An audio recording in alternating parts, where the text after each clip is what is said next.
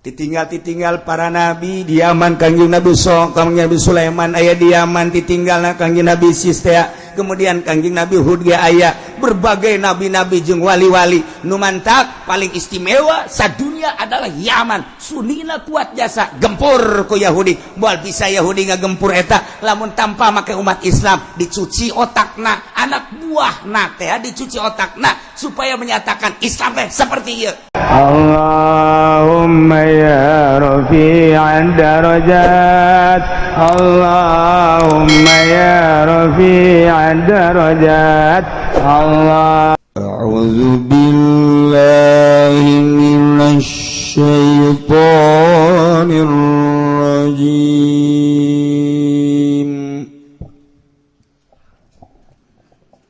Bismillahirrahmanirrahim Awalam yahdi lilladzina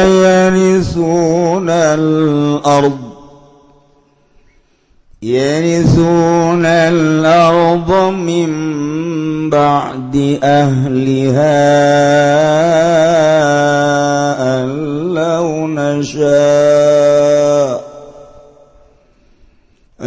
law nasha'u asabnahum bidhunubihim wa nataba'u ala qulubihim fahum la yasma'un Allahu a'lamu bi baradi awalam yahdi anata orananam narima nyata yatabayyan tegese orang narima nyata lilladzina kadue wong akeh yarisuna kang pada maraneng ya ladzina kabe al ardo ing mubibisukna kalawan umma min ba'di ilaki ahli saking halat tetap saking sausana den rusak ahline ardu orang lari majataan apa satuhune kalakuan fa'ilun mukhaffafatun yaiku dari fa'il tur kang den enteng wa ismu mazupun lan utawi simean iku kang den buang ayana tegese satuhune kalakuan iku launa sya'u lamun ngarsakeun isun agung asabnahum maka ngenani ingsun agung hum ing bil azabi kalawan siksa atawa asabnahum maka ngenani ingsun agung hum ing alladzina lilladzina yarithuna al-ardh bil azabi kalawan siksa bi dzunubihim kalawan pirang-pirang dosane alladzina kama asabna min qablihim kaya oleh ngenani ingsun agung saking sadurunge alladzina wal hamzatul lan hamzah fil mawadhi'il arba'ati dalam pirang panggonan kang papat li taubih kumaidakeun kadue taubih ngamameleh wal fawal wa adakhila alaihim lil atfilan utaifalan wa kang manjing atase karone kitu falan wa ikulil atfi edakeun kada atau perpikiraatin lan ing dalam qiraat suhiji bisukunil wawi kalawan dan sukunkeun wa fil maudhil awali dalam panggonan kang awal apa fadbi au dan atapakeun kalawan nau wa nanulan utaing ingsun sadayan nau tabau iku ngecap ingsun sadaya ngecap ingsun sadayan nakh timut tegese ngecap ngeceplok nyeplok ingsun sadaya ala qulubihim natase pirang-pirang atine alladzina fahum la yasma'un maka uti alladzina iku orang ngarungu ya alladzina al mau'izata ing piwuruk sima tadabburin kalawan ngarungu ngangen-ngangen tilkal qala qassu min tilkal qur'ana qassu 'alaika min anba'iha wa laqad ja'atuhum rusuluhum walaqad ja'atuhum rusuluhum bil bayyinati fama kanu liyu'minu bima kazzabu min qabl kadzalika yatba'u Allahu 'ala qulubil kafirin.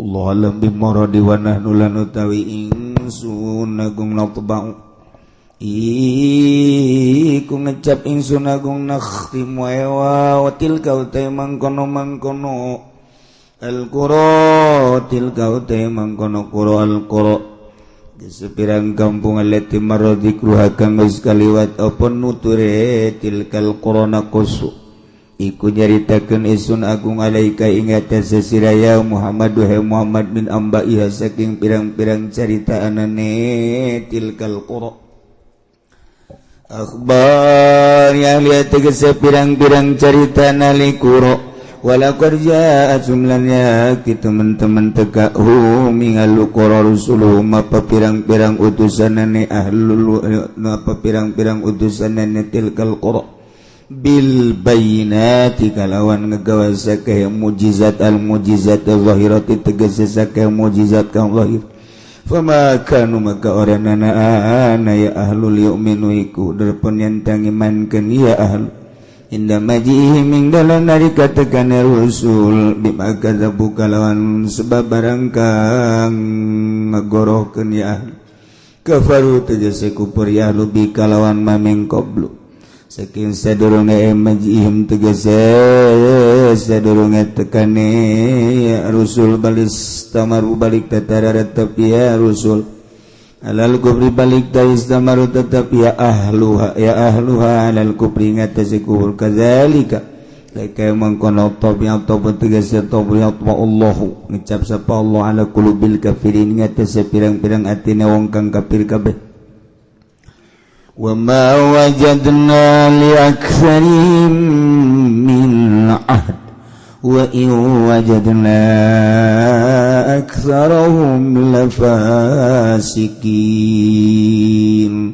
Allah alam bimoradi wa ma wajadna lan ora nemu insun agung li aktsarihim kadoe ake-ake nas anasi tegese manusia min ahdin saking nohoni janji ay wafa'in bihadim tegese nohoni kalawan janjine nas kalawan janjine aksar yauma akhdil mitsaqi ing dalam dina ngalap ing janji wa in satune kalakuan mukhaffafatun tainiku mukhaffafah wa jarna iku nemu ing sunagung sarau ing akake nas lafasikina tingkang pasek kabeh.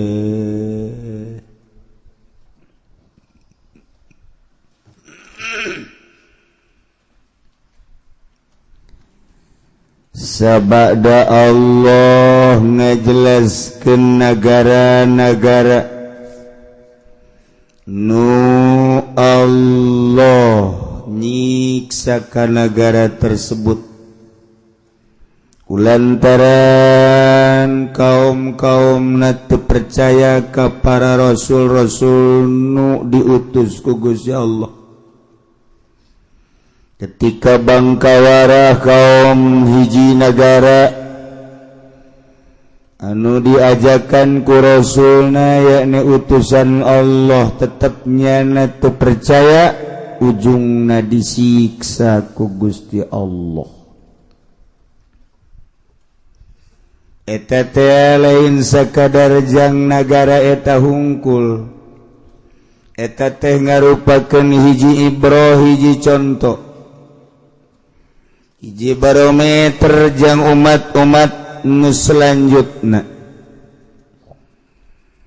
Umat anu selanjutna model urang kuari ngajadi umat akhir zaman yakni umat Kangjeng Nabi urang Kangjeng Nabi Muhammad sallallahu alaihi wasallam teu menutup kemungkinan ketika orang terpercaya ka rasul orang atawa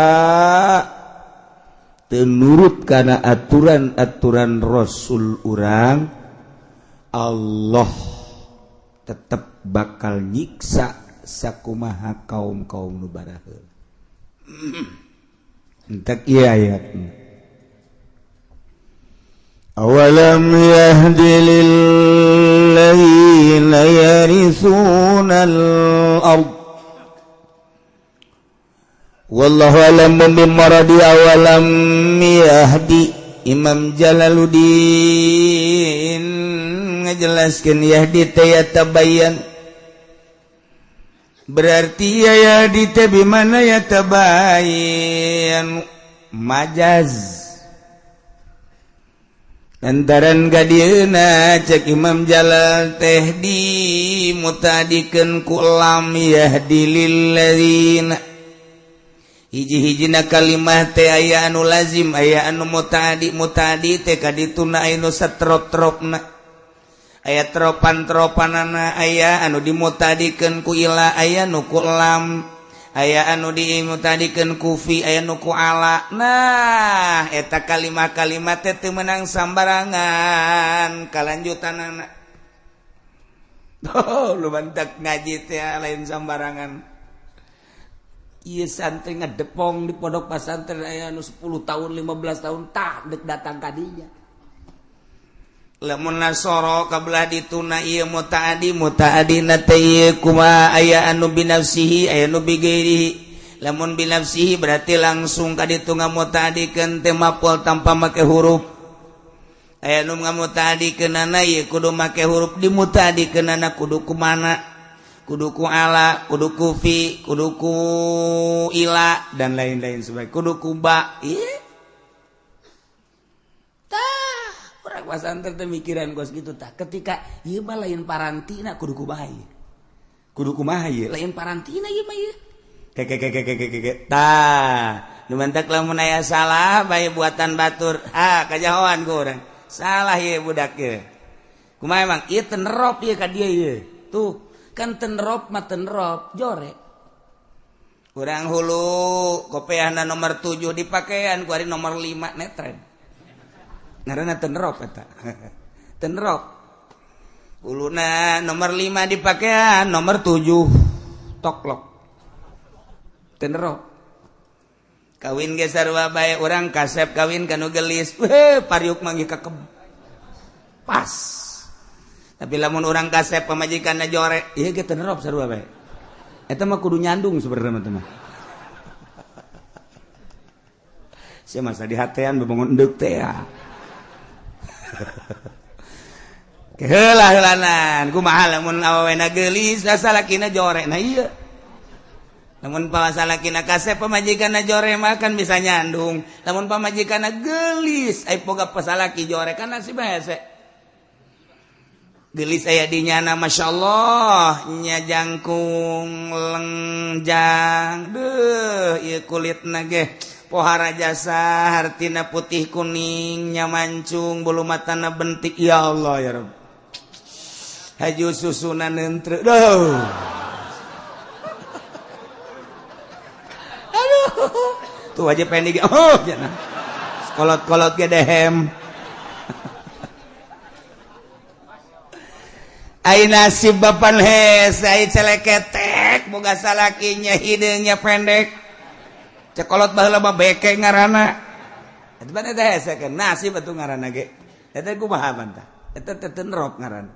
Nu kasep kawin jeung nu gelis, eta mah pariuk mangge kekepas. Kasep pamajikan jore. Ya tugas nasib. Geus bae tinggal tungguan di akhirat bae sih. Lah di dunia ieu moal kebal lah gitu bae. Mal kebal kita tetap tentrem eta. Aduh. Masya Allah karim. Awalam yahdi lil ladzina yaritsunal ard. Apakah can jelas can nyata ka jelema anu cararicing di muka bumi bisukna nyieun imah, nyieun hotel, muharajas. Can jelas kitu mimbadi hilaki ahli asabada dirusak ahli-ahli bumi. Kok masih kene terus bayi maksiat can jelas itu telah lakon nu baheula Kangjeng Nabi Nuh alaihi salam umat tadi kumahakeun can jelas itu coba kaum Samud anu Allah nurunkeun Rasul Kangjeng Nabi Shalih alaihi salam siksa apakah can jelas itu baheula teh kaum Ad diutus ku Gusti Allah Nabi Hud apakah can jelas ka umat-umat nu kuari deuleu nu baheula zaman Kangjeng Nabi Lut alaihi salam umat da kumaha jeung nabi-nabi nu lainna teu dijadikeun barometer sih awas cak Gusti Allah encan jelas gitu hei khususna ka ahli Mekah encan jelas gitu hei ka para kapirin santerona khususna ahli Mekah atawa kapirin atawa kuari maka urang Indonesia nu dipimpin ku presiden urang presiden anu paling kurus dunia masalah emang kenyataan kos gitu presiden urang tetap aku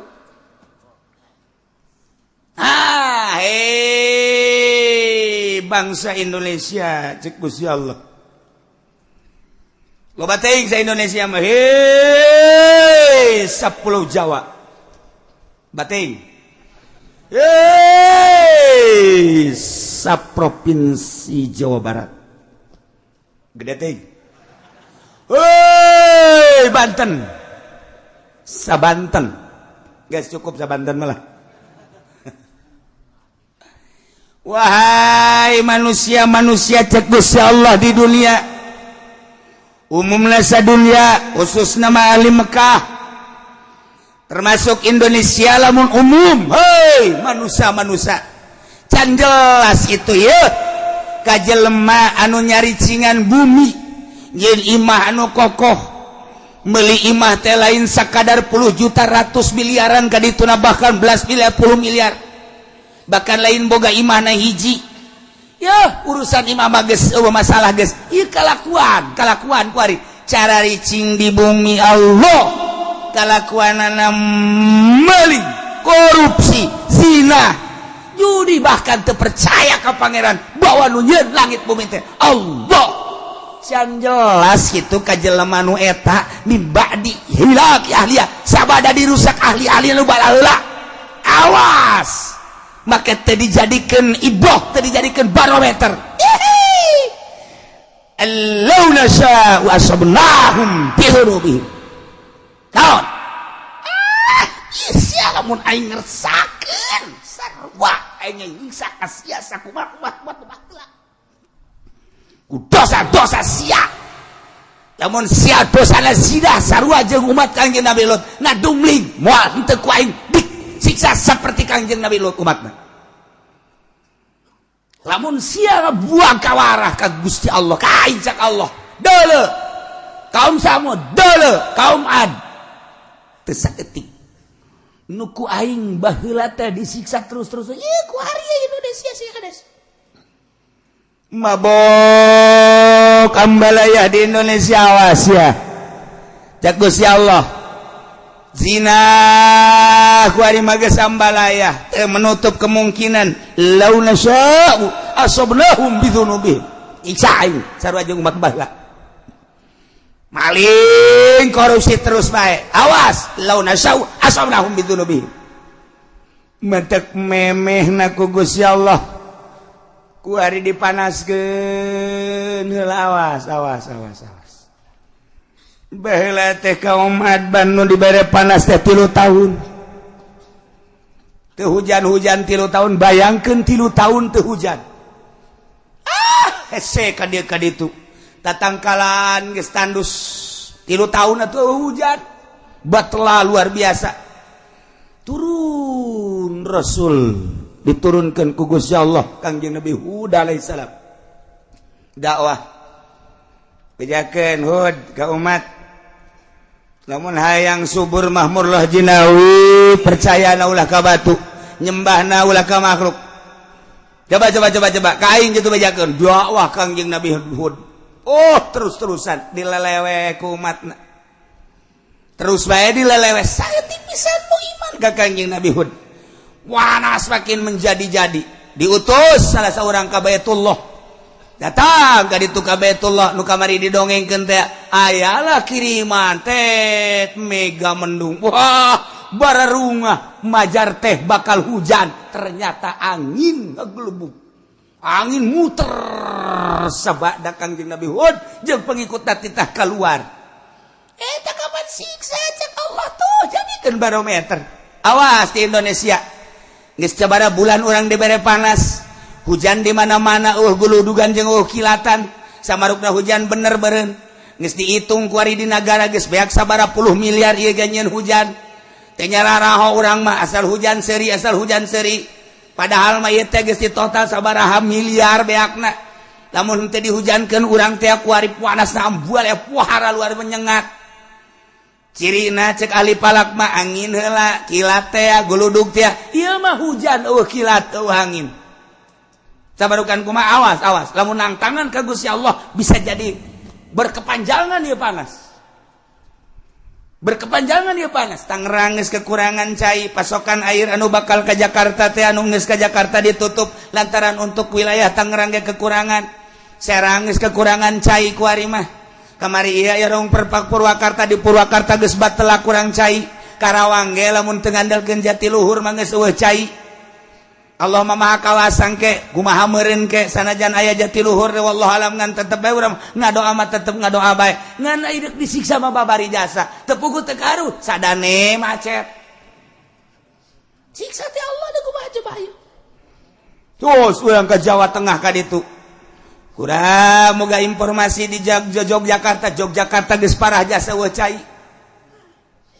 tapi ieu urang masih kene leha-leha kene zina nu mabok-mabok pemerintah korupsi terus bae nang tangan Allah awas berkepanjangan ieu keur ditegor ku Gusti Allah awas mentak lobakeun lah istighfar ka Gusti Allah Subhanahu wa taala awalam yahdi apakah can jelas lilladzina yarithuna al-ardo ka jelema nu nyicingan bumi ieu nu mantak Gusti Allah teh make bahasana yarisunal ardo make yarisu matina warasa yarisu eta makan ngawaris aya ngawaris mah berarti kapan aya nu diwaris lamun bapa ngawariskeun ka anak aya anak eueuh anak mah meureunanan ka incu lamun incu eueuh anak eueuh aya meureun dulurna mamang teh uwa teh nah eta ngaranna ngawaris ieu ge ku bangkawara amat sia cicing di alam dunia nanangieun Allah sia ngawaris ka umat nu baheula zina sia ge kunaon zina deui bae nu baheula mabok sia kuari kunaon mabok nu baheula maling sia kuari kunaon maling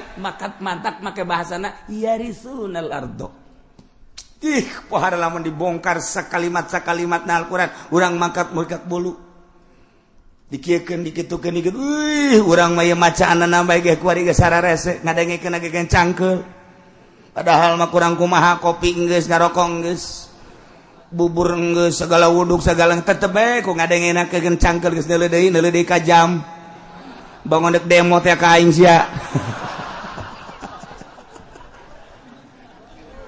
aduh Gusti Allah lagu ento ngeta mun boga janji meureun neuleuh deui jam ieu janji aing jeung jahe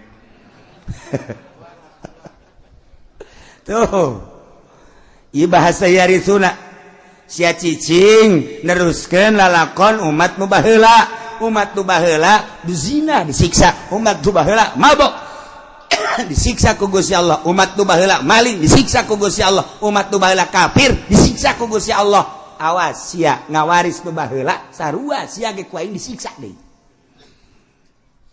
geus kasaksian ku urang kamari ieu tsunami 200.000 manusia asahina jasa mobil single yang imah bangunan single lenceng asahina jasa kabeh ge dunia jeung manusia seusina asahina urang neuleuh tsunami gempa Yogyakarta tsunami Pangandaran gempa Sukabumi Gunung Galunggung Yogyakarta gunung deui kuari ke batuk-batuk bae gunung deui sarua bae teguran ti Gusti Allah ieu teh ulah kejadian alam sakumaha nu kamari caritakeun ieu teh teguran ti Gusti Allah ku hari panas teguran ti Gusti Allah ayo siap Presiden Jokowi Nek merubah tentang perekonomian sia dek beralih nu tadina Amerika kuari dek diasupkeun Hongkong Cina kuari sia dek diasupkeun Cina kuari berangkat ya negara teh hayo sia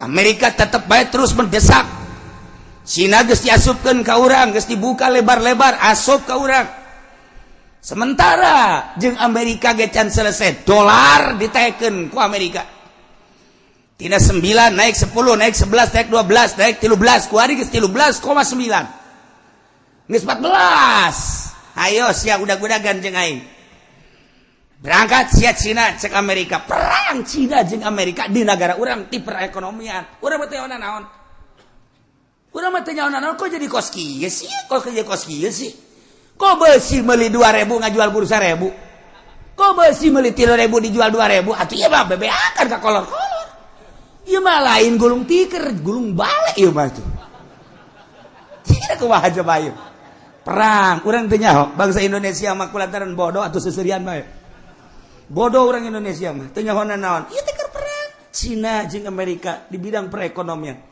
kulantaran perekonomian jadi tombaknya tolak ukurna perpolitikan teu jalan perpolitikan di urang teh teu stabil deuk kabangun kumaha lamun perekonomianna macet kuari Cina kakarak dibuka asuplah ka urang produksi encan Amerika dikatukangkeun sedangkeun bahan baku belianana kudu make dolar taekeun sia ku aing kaudag moal ku sia sementara hitung-hitunganana ahli ekonomi di urang teh encan mampu kos kieu keberadaanana neuk kumaha sedangkeun jelema nyieun pabrik di depan eta teh make duit negara sekian triliun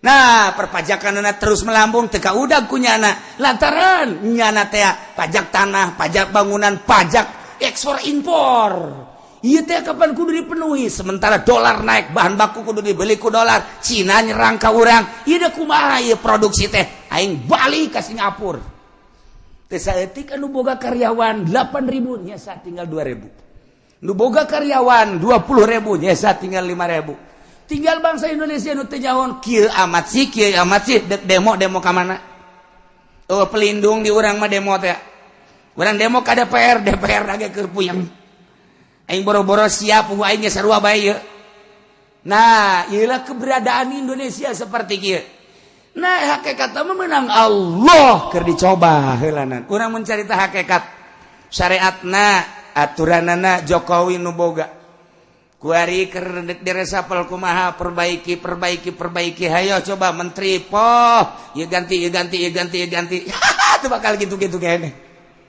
nemandak Habibie ngomong terpuruk sepanjang sejarah Indonesia perekonomian saat ini lain cek aing cek Habibie kamari Habibie datang ka dia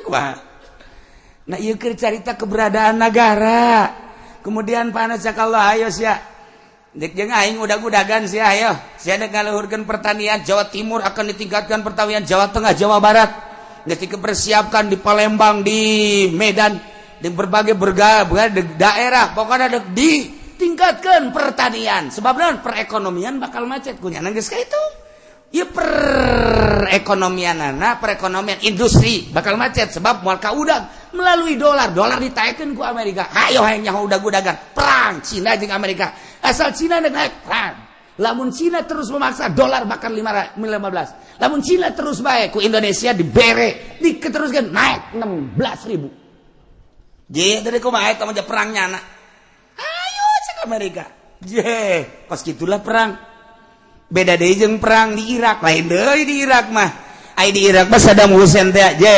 deuleu sejarah cek Saddam Hussein manyaing teu mampu sih kok transaksi make kitu ilang dolar bae ku ini ditaekeun Islam teh dolar ku ari teu bisa transaksi di Irak meuli minyak kudu make dinar meuli minyak kudu make dirham uang Iran kitu kene sepakat boh bingung kalah Amerika sakedeung nyieun lah nyana perkumpulan ieu mah lamun diteruskeun bakalna negara Islam di mana-mana bakal terulang kembali wali sanga zaman kitu Raden Patah dengan Saddam Hussein Islam akan tinggi urang mah teh minyak dengan sakitu perang perekonomian Nah dijadikan biologi padahal di Irak teh ngan omongan Amerika teh dihajar ku Amerika sorangan moal kuat Irak, dihajar ku dua anjing Inggris moal kuat, dihajar jeung Prancis moal kuat, nyeulat multinasional hajar Saddam Hussein sebab urang bahaya ka dituna bisa-bisa Islam naik deui. Islam nu mantak merudah sadunya kamari mah tanpa aya nu nitah spontan. Tuh lamun dibuka sejarahna kos gitu. Kuari di Indonesia geus tah geus carita Irak tamang geus beres tamang geus. Beres geusan tamang geus. Geusan heulana. Kuari urang mah carita Jokowi. Presiden urang eta kajen kumaha ge. Perang Amerika jeung Cina. Hayo udah-udagan sia. Kamu bisa teh sia. Ketika Cina terus yen naik jeung uang Cina naik yaitu dan non garang Amerika masih kene siap naik deui dolar moal kuat kajen kumaha nu mantak cik Jokowi urang kuari mah beralih ka pertanian urang siapkeun pertanian wah geus disiapkeun nya lagi geus boga pemikiran ieu moal kuat ngudag dolar Amerika teh moal kuat geus urang kana pertanian cak Allah lain kitu titah ibadah atuh ka aing jas siang ngandelkeun pertanian teh ngandelkeun hujan panaskeun ku aing sia lain titah ibadah nangan udag-udagan bejakeun para ulama nu sekeliling mengelilingi Jokowi titah ibadah ka Gusti Allah kitu masyarakat ulah udag-udagan jeung kakawasan Allah lamun dipanaskeun panas anu luar biasa deuleu India deuleu Pakistan brek tarakai di tropis tinggal tropis Allah maha segala-galana awalam yahdi apakah teu jelas ka jelema anu seakan-akan mempusakai bumi cicing teh nyana jadi warisan dianggap pusaka bisukna cicing imah-imah sangeunahna bae sabada dirusak ahlina nu baheula encan jelas Allahuna sya'u lamun teh mah kaula ngersakeun asobnahum kaula ge bakal ngeunaan ka manehna siksa ku sebab dosa-dosa nawas wa natba'u ala qulubihim fahum la yasma'un kaula nu agung teh geus ngelak geus ngecap geus nyeplok kana hate-hatena jelema nu baraheula manan manehanna teh iman teh manan manehanana teu percaya ajuku kaula disiksa ajunya nanah teu daekeun ngadenge kana piwuruk-piwuruk si mata daburin ngan sakadar didengekeun dipikir henteu sakadar ngadengekeun dilaksanakeun henteu akhirna jadi guguyon siksa ku aing tah jelema-jelema nu baraheula teh nu mantak disiksa teh teu percaya ka aing hatena ku aing geus dicap diceplok distempel geus moal iman kulantaran buang kawarah jasa teu menutup kemungkinan anu ngawariskeun taneuh nu baraheula di urang zaman Bung Karno masyaallah menyatus desa Bang sampai Merauke Bung Karno mah menyatukan umat musyawarah jeung para penggede jeung para inohong tokoh-tokoh masyarakat berbagai lapisanana politikus ekonomi jeung ahli agamana kiai diajak musyawarah yuk urang nyatu nya hiji dari Sabang sampai Merauke istimewana Bung Karno tapi ku hari berpecah belah ku hari ge kapan geus hampir memaksakeun sabenerna per provinsi kulantaran naon asah henteu kageroh ku hari lamun Aceh ku hari geus memecahkeun diri Papua geus hayang misahkeun diri kemudian Banten ge Banten selenting-selentinganan geus hayang misahkeun diri kulantaran naon eta teu kagero permasalahanna henteu kagero geus dijieun otonomi daerah ku ari mah tuh pelaksanaan pembangunan kumaha sadaerah-sadaerahna pemasukan gede hebat berendaerah pasukan letik berarti saaya-ayana dilaksanakeun geus otonomi daerah tapi tetep bae otonomi tinggal otonomi jalan mah tetep bae renjul bae deuk kumaha deui atuh deuk kumaha deui horenganan sistem nu aya di urang anu teu bagus atawa manusia-manusiana geus boho kana sistem nu aya geus kudu dikumahakeun ieu mah keur nyaritakeun kebangkrutan urang diceplok ku Allah komo lamun datang ke lain sekedar mabok lain sekedar zinah lain sekedar korupsi bahkan manehanana kufur terpercaya ke Allah iya diceplok ku Gusti Allah asal geus karar itu deulekeun cak Allah law nasya'u asabnahum bidzunubin siksa ku aing teu menutup kemungkinan cara umat nu baheula jaga kurang tina siksa Allah urangna babalik ka Gusti Allah subhanahu wa ta'ala tilkal quratuh kampung tuh negara tuh kota allati maradzikruha nu geus dicaritakeun tadi geus kaliwat naqussu alaika kaula nu agung nyaritakeun ka anjeun ya Muhammad he Muhammad min ambaiha tina caritaan-caritaan eta negara tuh dele ketika di Irak bangkawarah manusia setelah Kangjeng Nabi Adam turun di India kemudian anak baranakan Kangjeng Nabi Adam teh kemudian tes Kangjeng Nabi Adam Kangjeng Nabi Idris di Irak dilanjutkan ku Kangjeng Nabi Nuh alaihis tilkal qura tuh kampung Irak tuh negara Irak utara. Di situlah Kangjeng Nabi Nuh dilahirkan. Di dinyalah Kangjeng Nabi Nuh dakwah di tengah-tengah masyarakat anu wah luar biasa biadabna. Di dinya maling, di dinya zina, saha anu gagah, saha anu menang teu percaya bahwa langit bumi nangieun Allah. Kangjeng Nabi Nuh diutus tita iman ka Allah disengsarikeun. 950 tahun Kangjeng Nabi Nuh umurna 1000 tahun 950 tahun eueuh nu iman eta dakwah ya Allah ya Rabbi urang mah nyeun pondok kakarak 5 tahun eueuh nu mondok bae geus frustasi urang dakwah eueuh nu ngadengekeun bae geus frustasi deule Kangjeng Nabi Nuh 950 tahun eueuh ngan Kangjeng Nabi Nuh mah terus bae tabah diusir bala Kangjeng Nabi Nuh tidinya instruksi Gusti Allah nyeun kapal Kangjeng Nabi Nuh saling-sarikeun no aya nyeun kapal mah deket laut lain di tengah-tengah negara sia mawana kali itu kumaha jeung leumpangna kumaha kapal mah ayana di laut ceuk Kangjeng Nabi Nuh kulama instruksi ti Gusti Allah lah udah sok Allah-Allahan edan sia mah Nuh geus teu dianggap tapi tetep bae Kangjeng Nabi Nuh terus kesimpulan nama Nuh awas ieu umat geus disiksa saha anu iman kuateun Kangjeng Nabi Nuh dakwah awas siksa ieu mah bakal datang nu iman naik ka dieu naik anak Kangjeng Nabi Nuh opat Yapis Ham nah Kanan nu tilu asup ka laut ka parahu nu hiji Kanan mah henteu anak sorangan Kanan teu percaya ka Abah tu percaya ke abah nama Rasul. Iya urang teh ieu teh turunan tilu-tilu Yapis, Sam, Ham sakitu. Dijelaskan ku Kangjeng Nabi di hadis Bukhari. Yapis bapak orang itu, Sam bapak orang itu, Ham bapak orang itu. Jadi urang teh keturunan tilu-tilu Kangjeng Nabi Nuh alaihi salam moal kaluar ti dinya. Arab turunan mah dijelaskan ku Kangjeng Nabi. Arab turunan bapana kadituna ka Kangjeng Nabi anak Kangjeng Nabi eta.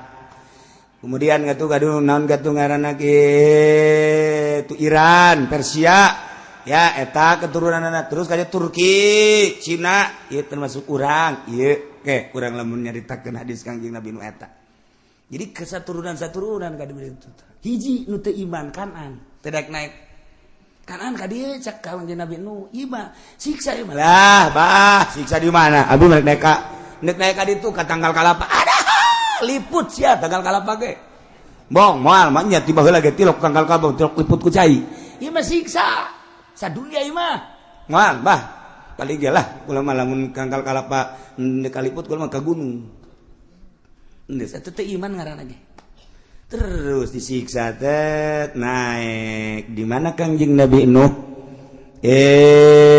Tu singgahna ieu gunung naon gara-garana kapal Judi dina Al-Qur'an. Gunung Judi di mana tak di Turki. Nah jadi di Irak terus ngeungkeun kapal teh eureun-eureun di Turki. Tah eta lah kuari geus diketemukan di Gunung Ararat di dinya Turki Ayah kapal Kangjeng Nabi Nuh sebelah kiri sekitar bangsa 50 meter tidinya ayah masjid masih ayah kene kuari masjid urut Kangjeng Nabi Nuh alaihissalam geus jadi batu masjid Kangjeng Nabi Nuh didinya kapal ayah kene urut kapal Kangjeng Nabi Nuh jadi kapal teh singgah teh lain di laut tapi di luhur gunung Judi kuari ayah kene geus dipoto urut kapal Kangjeng Nabi Nuh teh. Kemudian laut nu pernah gitu diberangkatkan ku kapal Kangjeng Nabi Nuh ku didinya mah ke satelit coba laut mana aya kuari kecanggihan alatnya seperti eta jadi kuari mah lebar kapal Kangjeng Nabi Nuh panjang kapal Kangjeng Nabi Nuh diketemukan oleh 4 negara 1 negara Amerika bersama-sama dengan Arab nomor katilu Jerman nomor kaopatna Irak 4 negara Mesir 4 negara iyalah anu terus menelusuri tentang kapal Kangjeng Nabi Nuh kuari geus dijadikeun kitu mitos geus dijadikeun kuari aya kapal Kangjeng Nabi Nuh masjidna aya urut Kangjeng Nabi Nuh singgah di luhur gunung masyaallah aya 2 masjid hiji di dinya nomor kaduana di Tajikistan. Nah jadi eta lamun urang ka ditu engke naik ka gunung bakal kapanggih jeung masjid urut Kangjeng Nabi Nuh alaihissalam. Ke lamun urang ka Tajikistan ka ditu ente naik kula balik. Para raih bisa sia di luhur gunung. Aya tapi make kapal heli di sorotan aya. Masyaallah. Terbukti ieu teh orang Amerika ingin membuktikan coba di mana sih ke Gunung Judi dan di mana sih singgahnya kapal dan bagaimana ditelusuri selama 5 tahun menelusuri eta 5 tahun menelusuri eta alhamdulillah terbukti iyalah geus dibukti-buktikan ku Gusti Allah nya nama asup Islam kemudian loba nu asup Islam di Amerika ketika manehana nyaritakeun tentang terbukti baheula zaman Kangjeng Nabi tutup ku Amerika teu meunang dicaritakeun bahaya ieu mah Masya Allah nailah cerita tilkal qura tun negara anu baheula ahlina iman ka rasulna begitu Allah ngutus Kangjeng Nabi Nuh alaihissalam umat tetep bae henteu iman siksa ku Gusti Allah tilkal qura tuh negara itu disiksa ku Gusti Allah.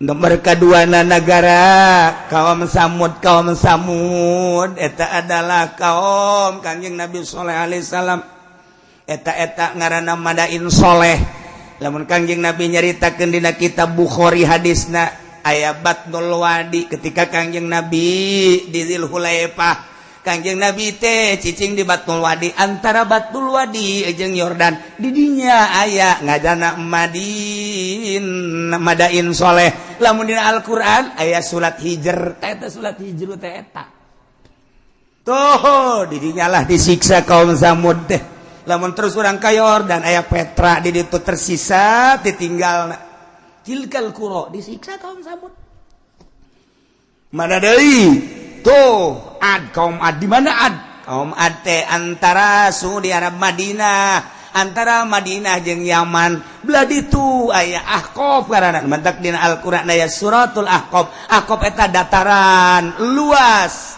dataran pasir. Urang mah nyebutna gurun pasir Sahara ngaranna. Ahqaf teh lamun urang dina Al-Qur'an mah suratul Ahqaf Yaman. Kaum Ad di Yaman, ditinggalna kaum Ad. Mentak diutus Kangjeng Nabi Hud alaihissalam Yaman. Mentak aya kuburan Kangjeng Nabi Hud di Yaman mah osok di haolan. Wah, ramena luar biasa.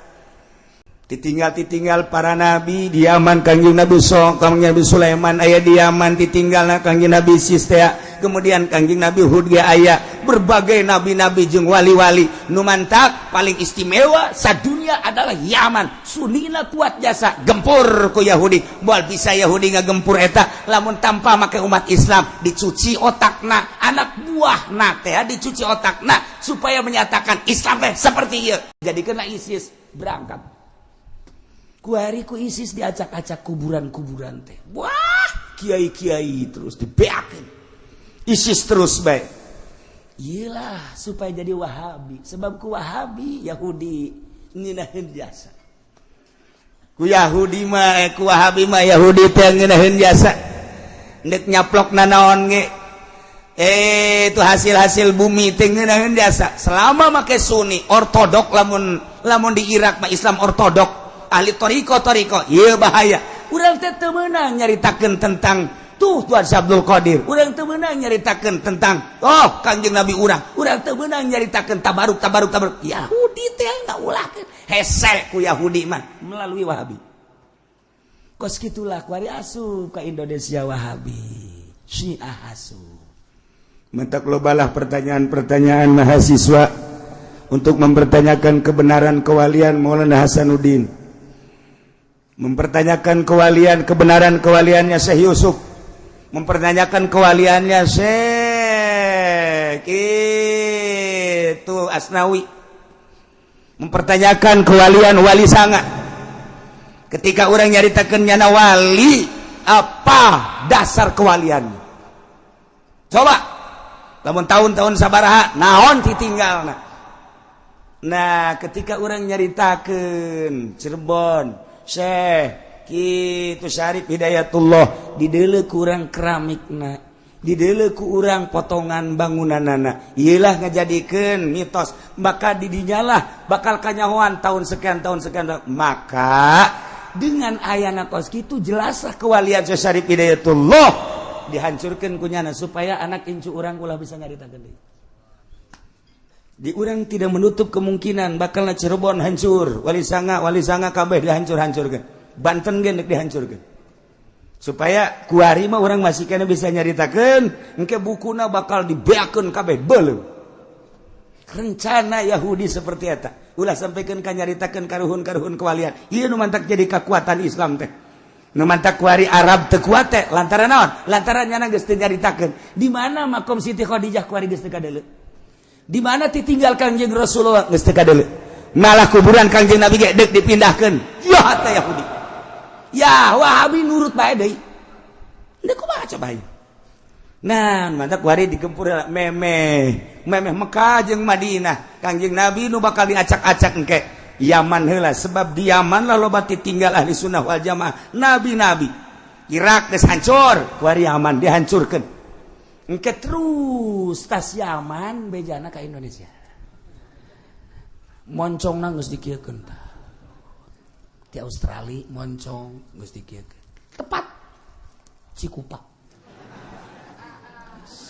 geus diukur ku nyana dikacikupakeun bae ka jansakeun aya citra aya anu ngabisiki coba cenah ka puri ulah puri mah eueuh teh puri mah aman eueuh nu zina eueuh nu mabok eueuh di dinya mah aya ge anu eta doang ngeusian imah kosong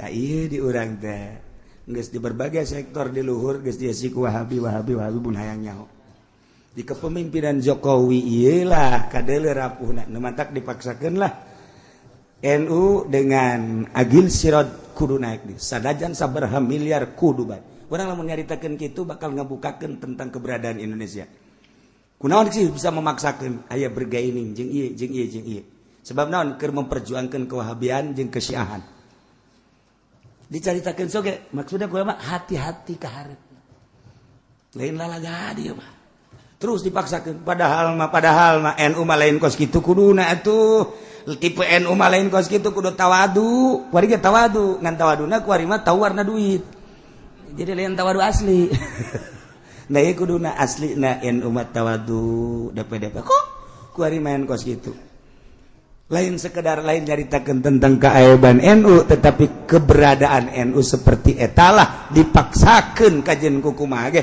sebab naon aya nu diperjuangkeun di tubuh pemerintahan supaya sunni ieu rusak dihancurkeun lalaunan wow leuwih jeli ahli-ahli Allah aman takabe blut pigideg bae ge tapi babi nu saja anu nyarahuan gide kumaha ka hareupna ai kula mangan sakadar lah atuh nyaritakeun keberadaan kos kieu bae sakadar supaya nyaho bae abeh urang hati-hati anak urang pasantren-pasantrenkeun si gade abeh engke tetep bae kuat perang masalah geus wih cenah kieu perang masalah ja perang paeh teu perang paeh ye ulah kitu cenah kieu kula can kawin-kawin heula sia deui lah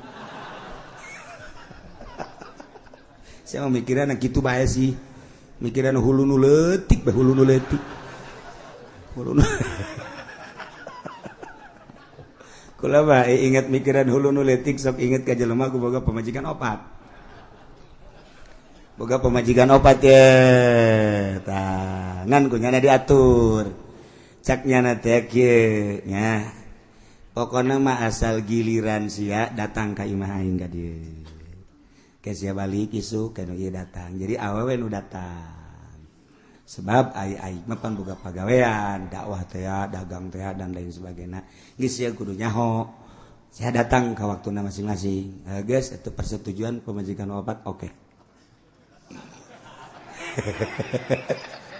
Gara-gara nama iya tah hulu nu leutik aing jadi inget bae tungtung nama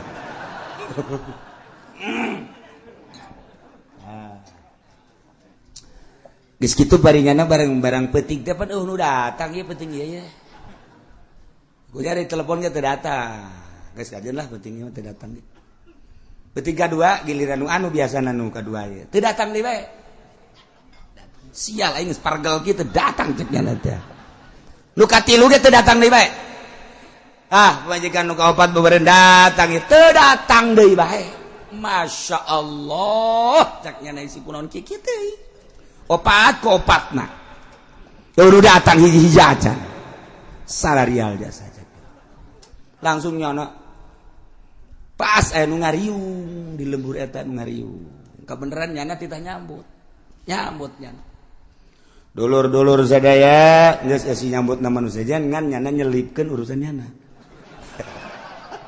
itu biasa tanya ki pudol emang kitu penceramah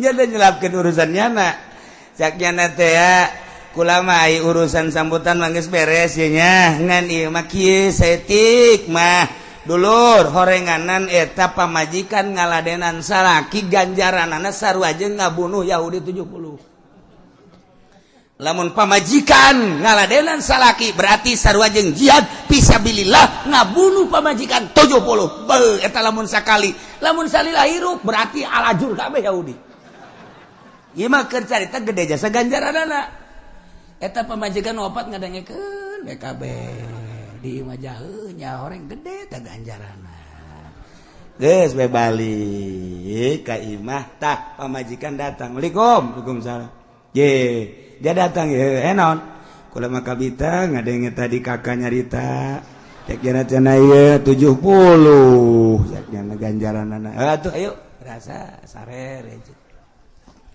beres lah kula mah lantaran ieu mah tuh geus beres kula balik ya geus sabodo teh balik mah balik teu kebal datang deui nu hiji deui Waalaikumsalam naon ya kade tadi kula ngadenge cenah 70 sarua jeung mehan Yahudi bener atuh kula mah ieu mah hitung-hitung jihad bae hayo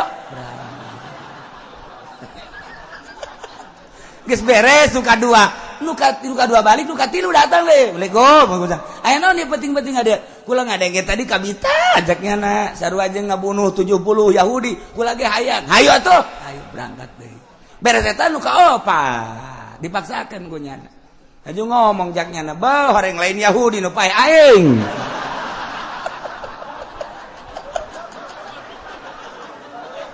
tuh gara-gara nu leutik inget paeh kadinya aduh jaknya na lain Yahudi nu modar aing isu ka rumah sakit teh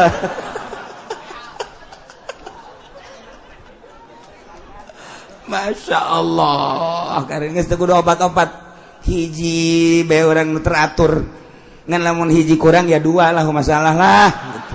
Ngan nu teratur rasa penting dihijikeun gitu atuh teu mah modarnya na tuh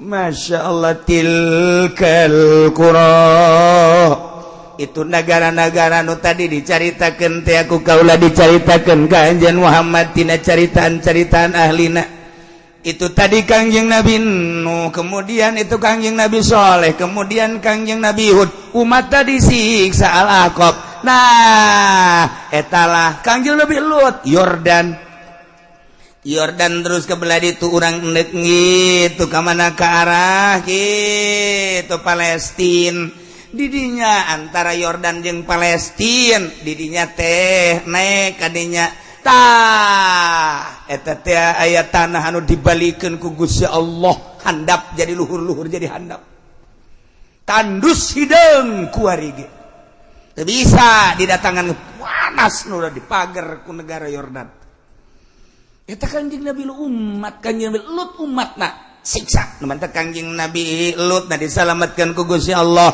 ti Yordan teh tinggal lompat ka Palestina salamat Kangjeng Nabi Lut ngan pamajikanana korban tuh lamun urang nyaritakeun tentang hidayah Kangjeng Nabi Nuh anakna teu iman Kangjeng Nabi Lut pamajikan teu iman Kangjeng Nabi urang mamangna teu iman Kangjeng Nabi Ibrahim bapana sorangan teu iman ya Allah ya Rabb mahal hidayah tilkal qura negara-negara nu tadi dicaritakeun Muhammad ku kaula dicaritakeun ka anjeun tina caritaan-caritaan tentang ahlina anu buang kawarah teu nurut ka Rasul siksa teu menutup kemungkinan umat setelah eta ge mun teu nurut ka aturan-aturan Rasulullah disiksa Indonesia geus sabaraha kali disiksa nu tatadina Jawa nu tatadina Banten jeung Sumatera ngahiji kuari jadi pisah lantaran Gunung Merapi jadilah Selat Sunda di dinya teh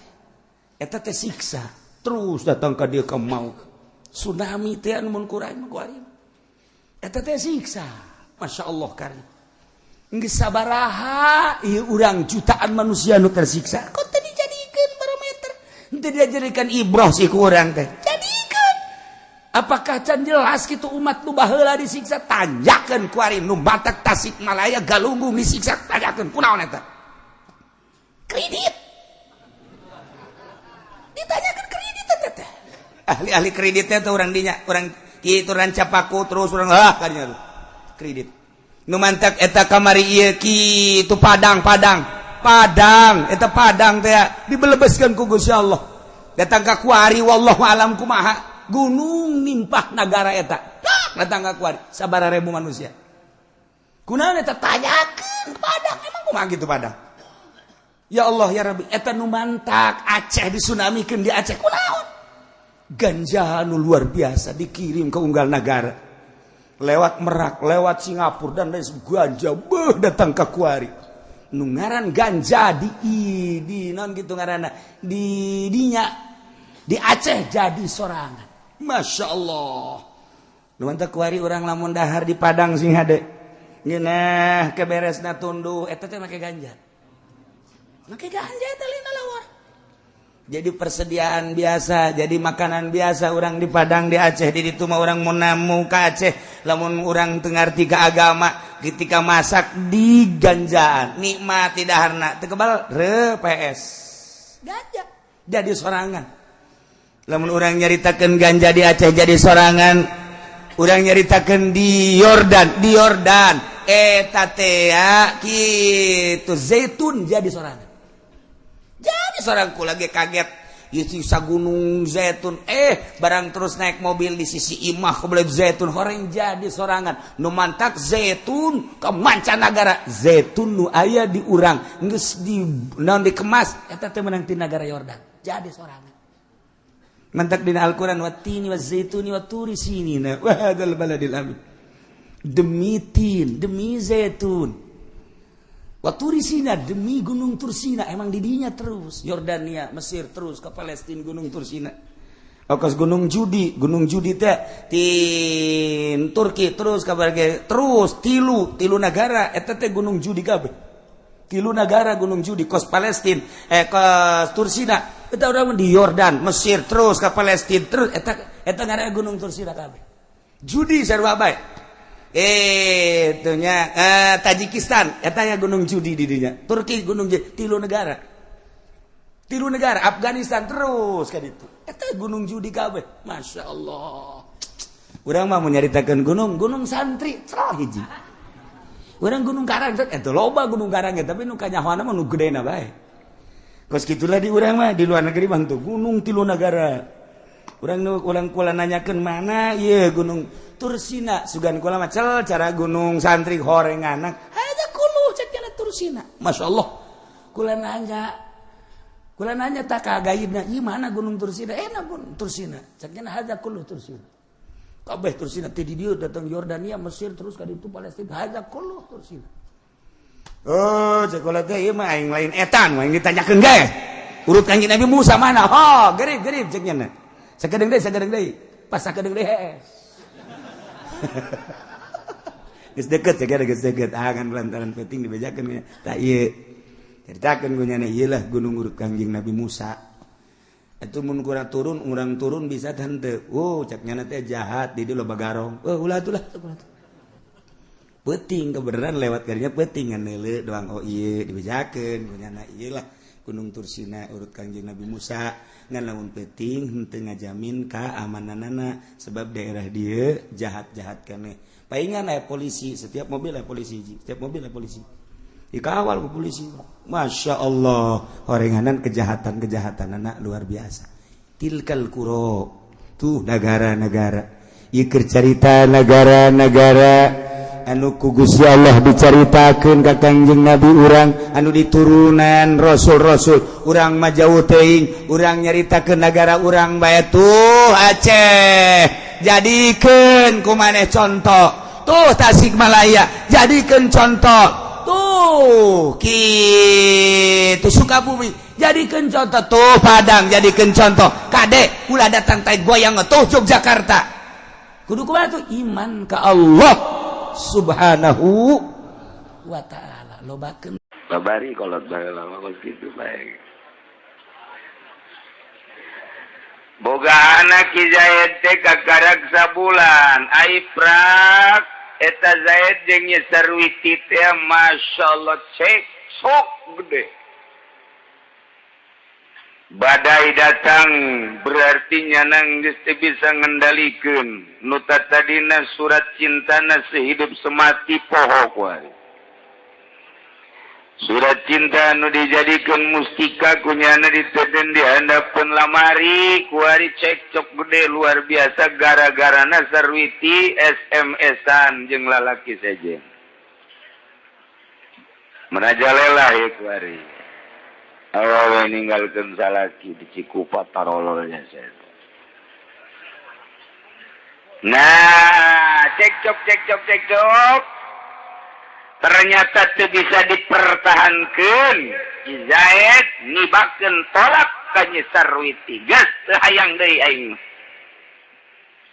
Taya kuari statusna kan pisah. Tadina tolak hiji susuganan we ka ditu bisa rujuk deui. Tanya deui Ki Zaid kumaha nek rujuk deui teu hayang aing memoal ngaletak ciduh aing. Waduh. Keras Ki Zaid. Lain dirujuk tambah deui tadina tolak hiji jadi 2. Tolak deui we 2. Sugan empe menang sabulan teh sugan empe. Nah, kuari ditanya deui lantaran karak boga anak sabulan.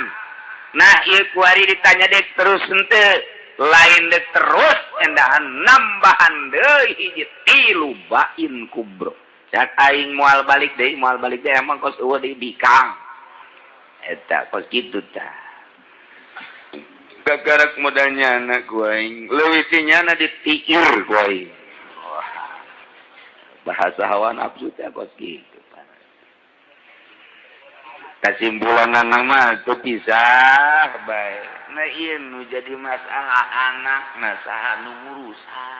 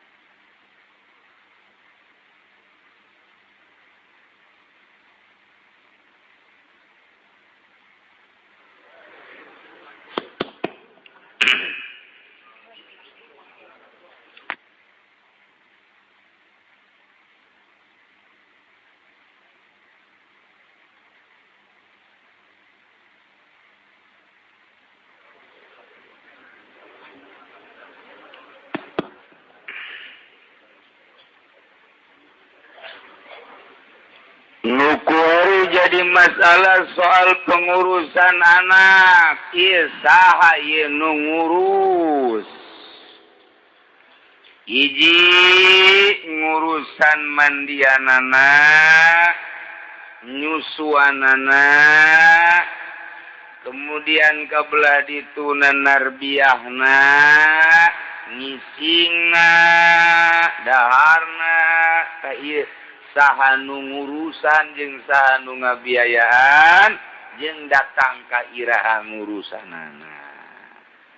Rapih di agama mah sebenarnya mah. Lamun urang nuturkeun Al-Qur'anul Karim bakal kos di sorga hirup teh. Nikmat. Salaki ngabogaan hak, pemajikan ngabogaan hak diatur ku agama urusan imah sangga lanjut jeung gesanana aya aturanana.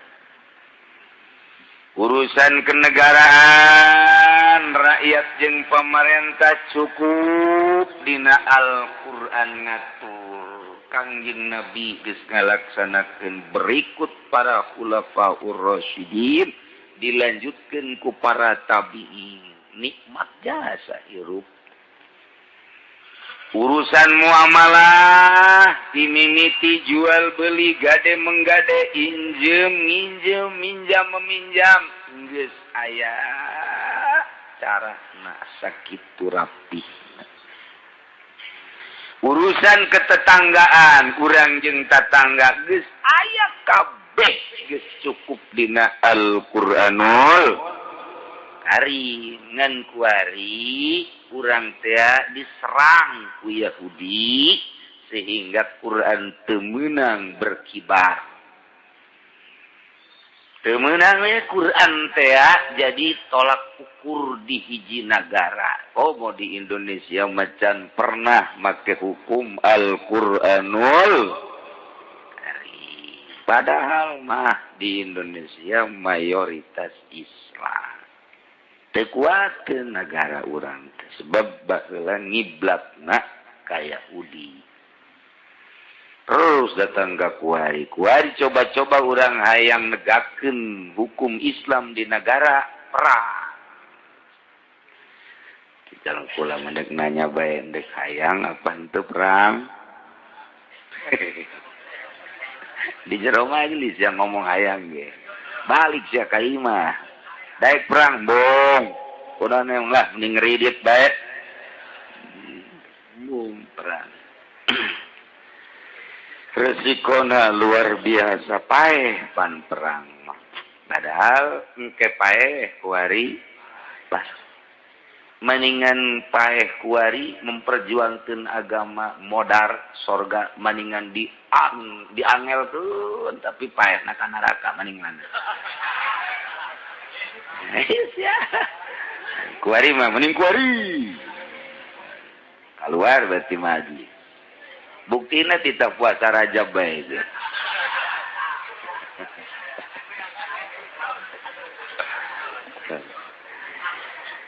Berat negakeun agama teh pohara komo di akhir zaman kuari.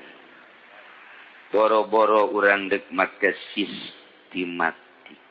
Al-Qur'anul Karim diterapkan sebagai sistem di negara. Cacak-cacak ngomongkeun agama lempeng baik. Lurah kasinggung, camat kasinggung, bupati makomo kasinggung biasa.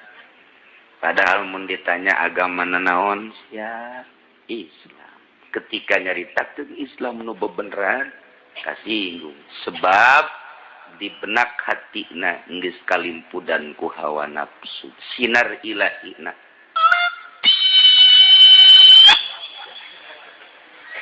Leutik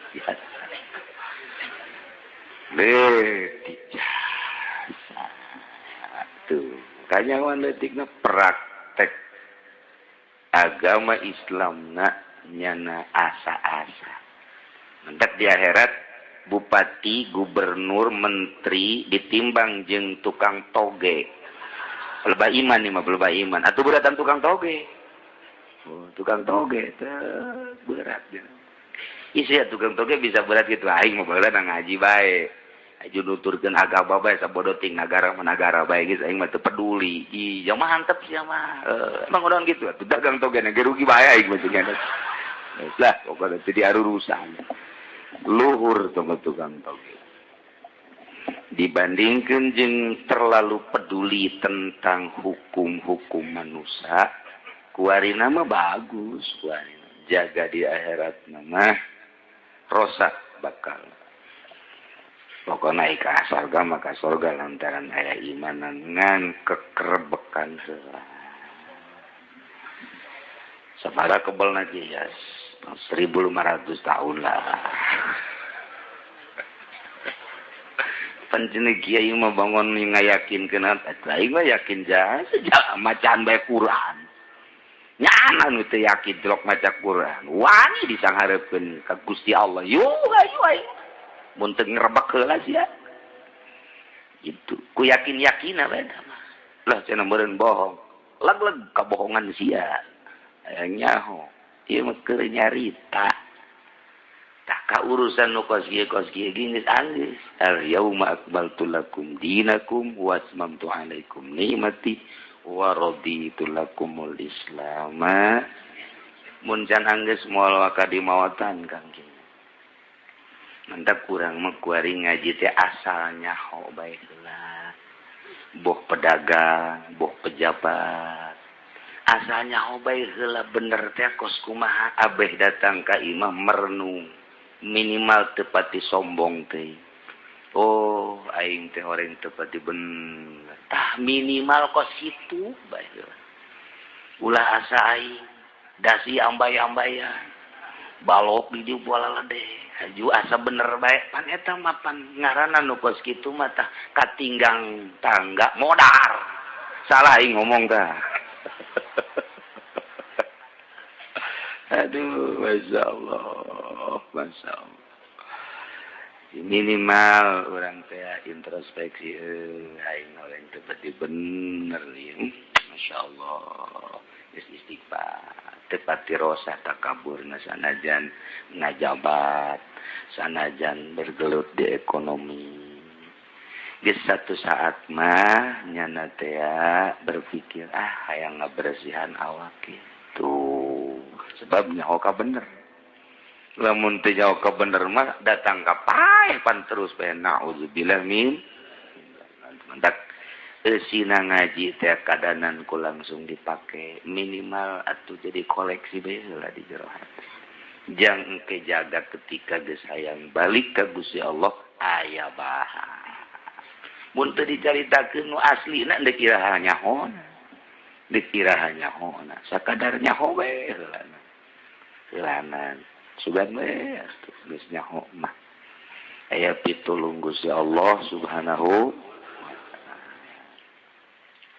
eta lamun dibere taopek kos kitu tah bahasana mun teu dibere taopek mun teu aya ngaji aing ngaji sekarang itu jasa ulah ngaji ka jelema dicarekan bae nyangan deh Kiai Golkar bisa disogok oh iya babarengan jeung Kiai Golkar ka itu merombongan berjamaah masuk neraka jahanam sia ka ditu cek Kiai waduh eta Kiai Golkar sombong amat sekali-sekali aing nyombongan sia lah.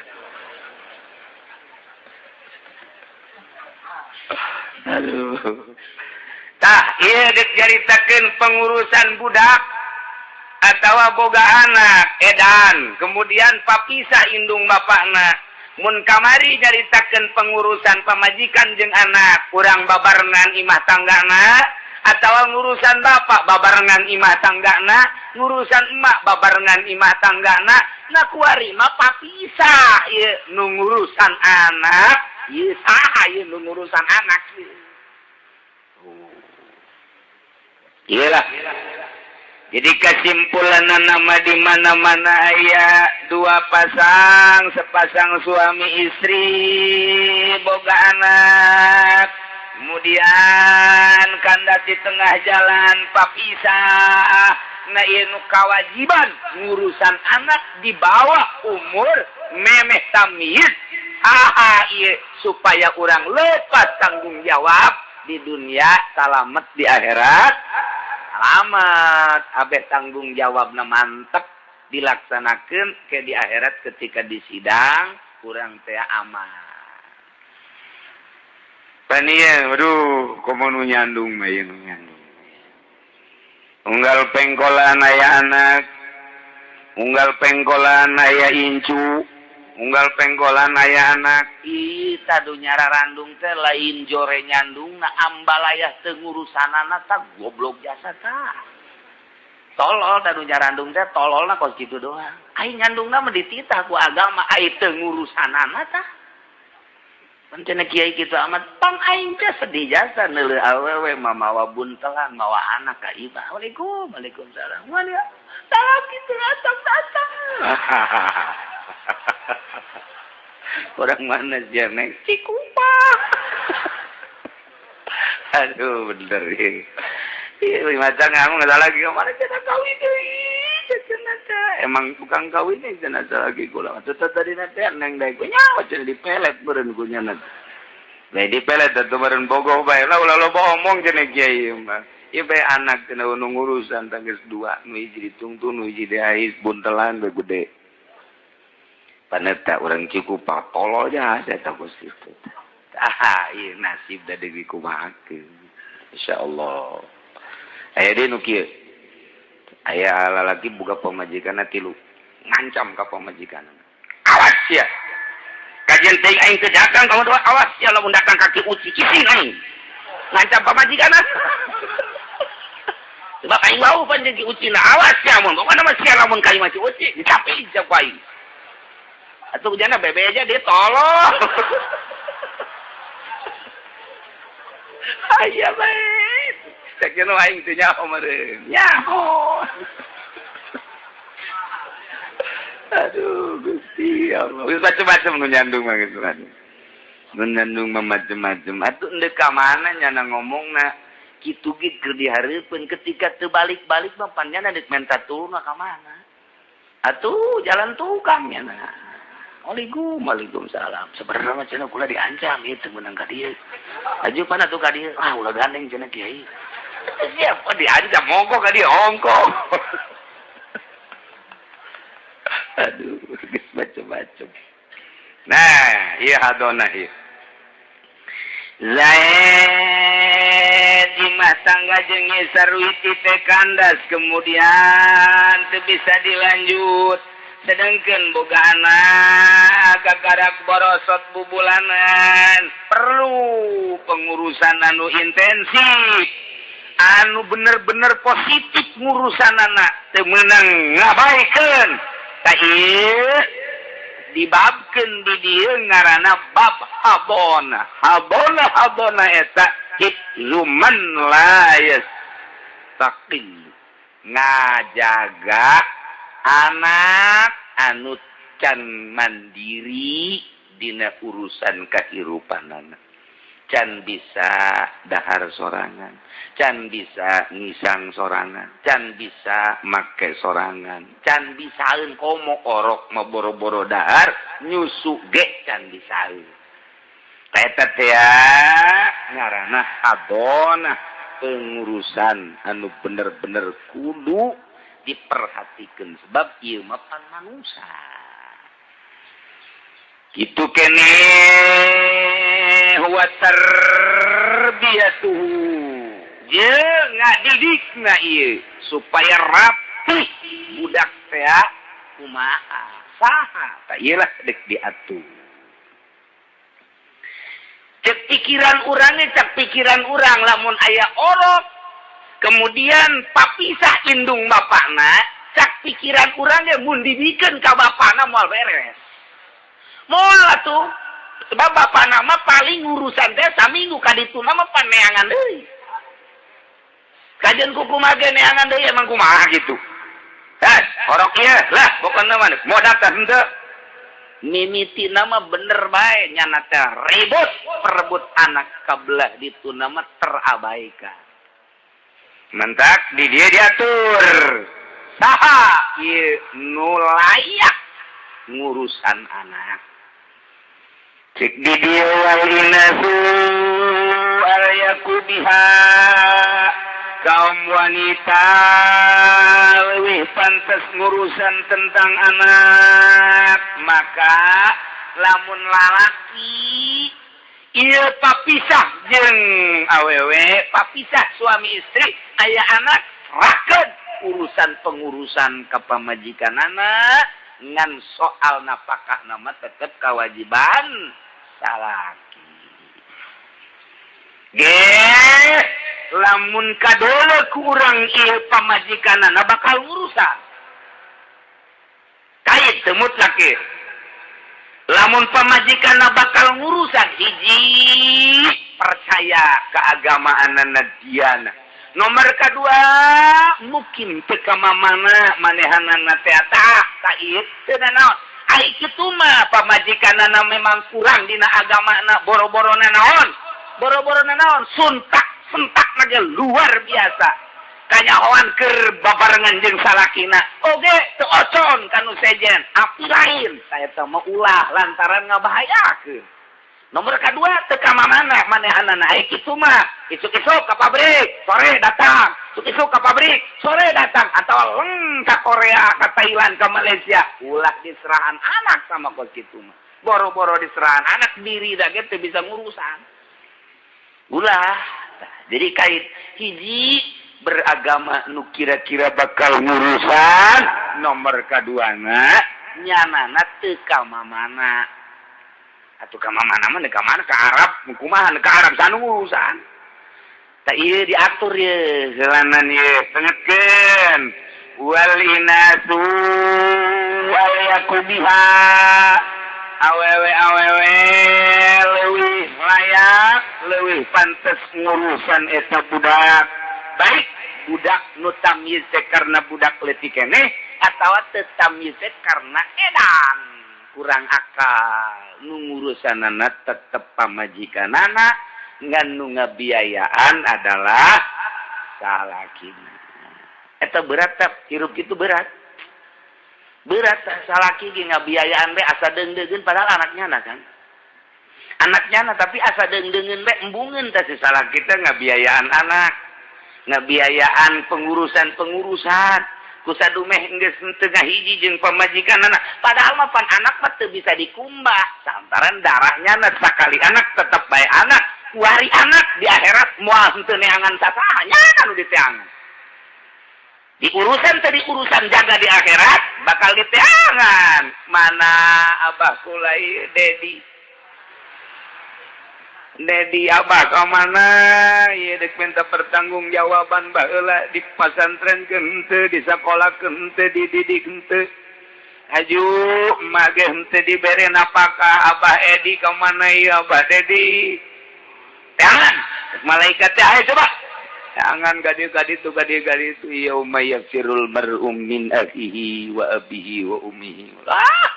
Lulumpatan di teangan ku bapak, ku emak, ku pamajikan. Di teangan ku anak dek dipentap pertanggungjawaban anak. Lumpat ka masrik bol. Seuneu. Lumpat deui ka kidul seuneu. Lumpat deui ka wetan seuneu. Lumpat deui ka kaler seuneu. Wah, mana ting poharana beureun jelema lulumpatan embung dipentap pertanggungan jawab. Sangkilang kumaha lulumpatan ge jaka dieu seuneu ka ditu seuneu ujung-ujung nama kapang. Wah, ieu Abah Dedi. Waduh. Ka ditu sia, ka ditu bah. Kula mung ka neraka minta pertanggungjawaban ieu lantaran kula teu nyaho salat lantaran ku Abah teu diurus kula. Kula mendek sakitu bae embung ka neraka dek nemblehkeun ka Abah. Bungan Abah baheula teu ngurusan kula. Dalam urang boga pikiran kadinya moal datang ka henteu ngurusan.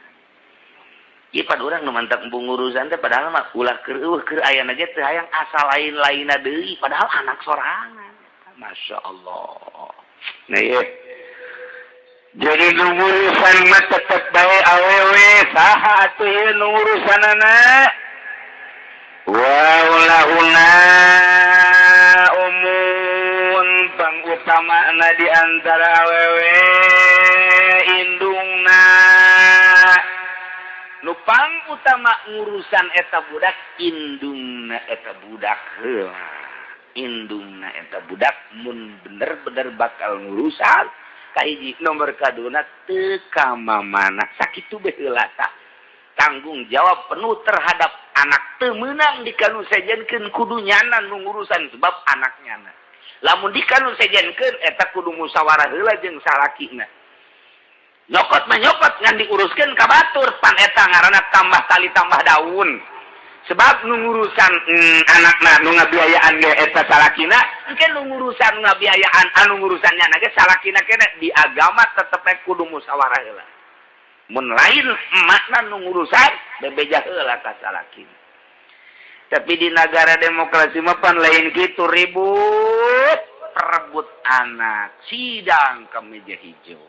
Nguruskeun ribut urusan anak. Komo di Kristen mah. Di Kristen mah lamun ranan gitu ngaranna apa bisa. Kebeneran ieu boga perusahaan. Eta antara hiji jeung dua. Milih anak lepas perusahaan atau milih perusahaan lepas anak di atas segel. Eta Kristen mah kos kitu. Papisah boga toko misal gede swalayan. Nah, anak saya nundek ngurusan anak saya. Hah? Siap. Indungna ngurusan anak, lepaskeun swalaya. Dek ngurusan kula mah dekain swalayan bae, lepaskeun anak. Jadi pilih antara hiji jeung dua. Eta Kristen teh pos kitu. Di Islam lain kitu rapi, di Islam tetep bae ari napakahna mangalir ti suami. Lamun henteu dibere napakah, awas tanggung jawab di akhirat. Pengurusan budakna ngising teh ngaampokan teh nyusuan teh mandian teh ieu adalah urusan indungna rapi geus engke salakina ngiriman unggal bulan ka dinya pangajikanana atuh terus ngurusan ke datang deui ka dinya teh paling anjang we gitu susugan. Eta selama pamajikan anak bener-bener ngurusan ke anak, masalah. Menang be 5 bulan, 6 bulan, pan sedow na geus masang deui. Lipen na geus kandel deui.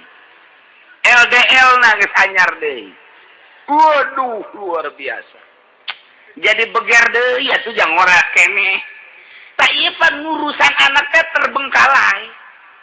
Terbengkalai ieu teh ye lamun nyana beger deui boga kabogoh deui kamari kapan kawin teh jeung tatanggana ieu urang cikupat eta jeung urang pasar kemis kuari mah boga bebene urang bojong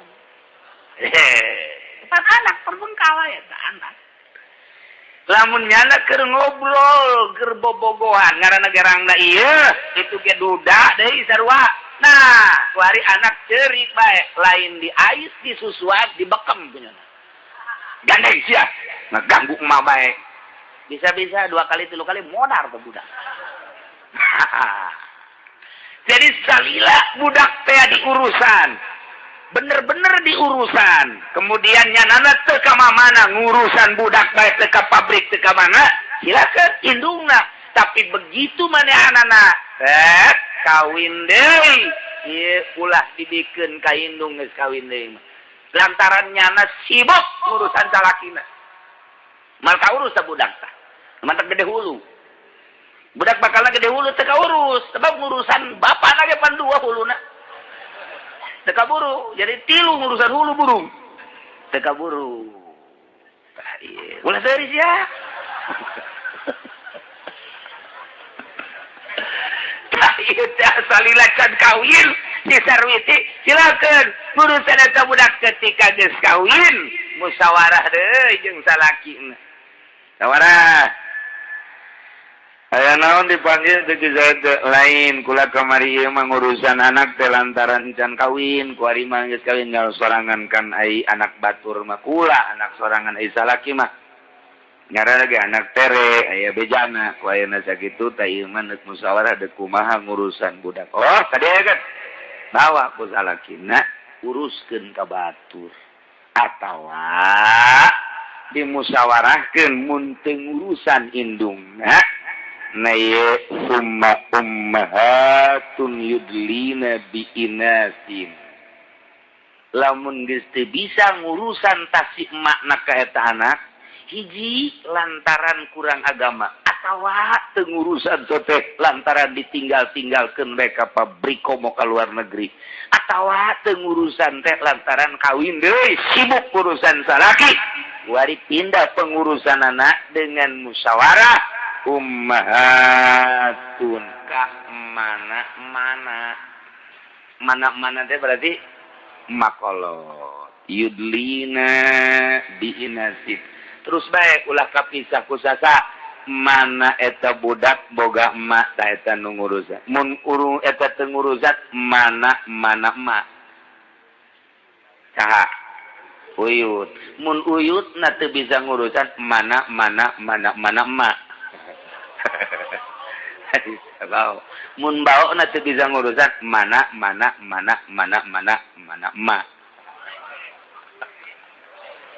eta teh yudli nabi inasin ai di kitab mah eta harare eta yudli nabi inasin kudu disurahkeun kos kitu ta yudli nabi inasin teh ngajurus ti jihad emak bae pan aya kieu pamajikan boga emak boga abah boga bapak ta ieu pamajikan ieu mana ieu bapakna panti mana boga emak panti bapak ti bapakna ge boga emak tah ulah ti jihad bapak ngurusan teh ulah dibikeun ka makolot ti jihad bapak tapi makolot ti jihad emak pan ieu mah ieu mana emak ieu mah mana bapana emak wari mah heueuan balik sia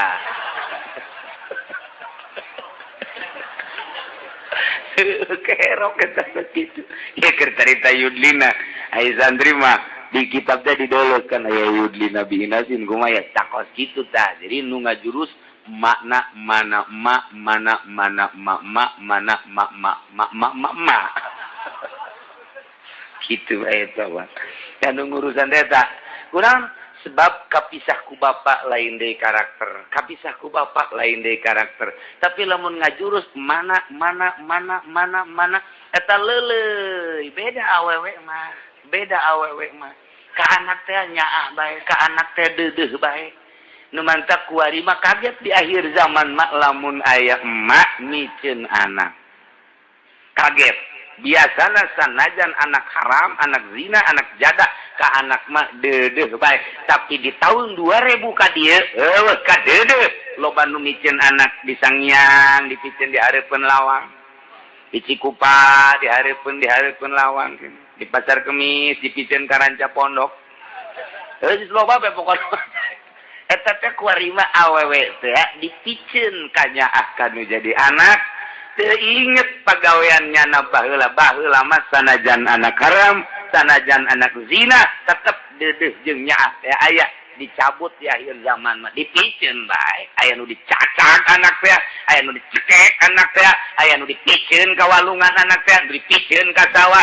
dipicieun ka pasar aya nu diantepkeun bae di rumah sakit semua bodoh teuing teu nyaah berartikan ka anak ieu lah di akhir zaman mentek tetep sakitu nyaahna indung kanu jadi anak tetep baik musyawarahkeun urusan pengurusan lantaran ieu mah lain kucing tapi kan ieu mah manusia apa pengurusanana hiji urusan dahar nginum jeung pakena nomor kadua urusan ngalempangkeun pikiranana didikan tarbiyahna yeung ke ieu keuna pisaeun maca Quran keuna nyahoeun ka hukum Islam keuna pinter dina beragama na pan eta nu kudu ngadidik awalan indung nah iyalah wal inasu al yakubiha mun indungna ieu geus teu bisa maka engke indah kuari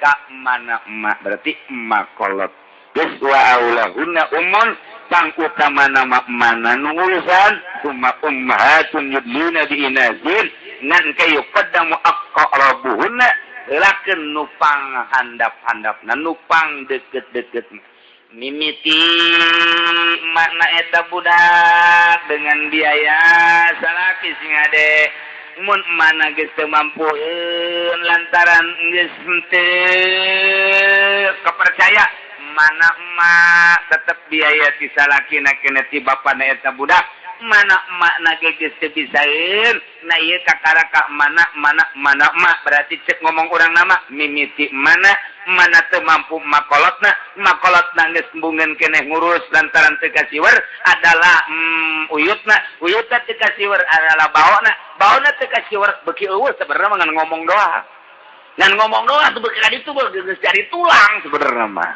ngan carita ngomong teh kos kitu yuqaddamu aqrabuna ulah kieu ye aya makolotna aya uyutna aya baona panjang umur ya baona ye panjang umur 150 tahun meureun ya umurna ye aya makolot aya uyut aya baona eta ulah dibikeun ka bao atawa ka oyot tapi ka makolot heula nini heula kakara ulah ka uyut atau ulah ka bao na ieu karaknan kitu ngaranna uyut heula salila aya keneh akroban uyut batan bau